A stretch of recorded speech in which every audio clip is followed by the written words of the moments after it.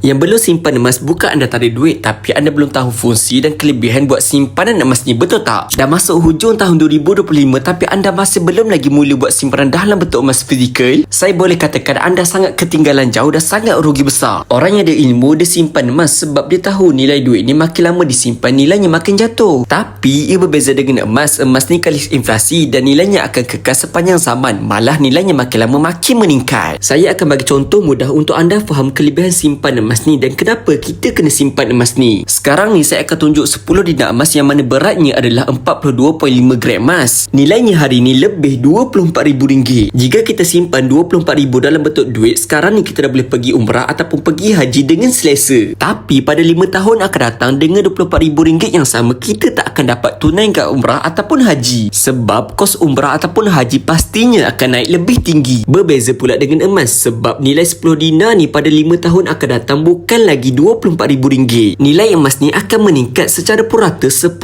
setiap tahun. Jadi nilai 10 dinar ni pada 5 tahun akan datang pasti akan cecah lebih RM30,000. Bagi mereka yang dah mula simpan emas ni daripada awal, mereka pasti dah ada 10 dinar emas yang sama untuk tunaikan umrah ataupun haji untuk 5 tahun akan datang. Sedangkan mereka yang kumpul duit RM24,000 tadi, mereka terpaksa tambah lagi untuk kos umrah ataupun haji lagi 5 tahun. Jika tuan-puan faham, save dan share video ni supaya lebih ramai lagi dapat manfaat. Dan bagi nak mula simpanan emas yang pertama, boleh klik saja link di bio saya untuk saya bantu. So, dah pesawat tu, cek komen, jangan lupa follow.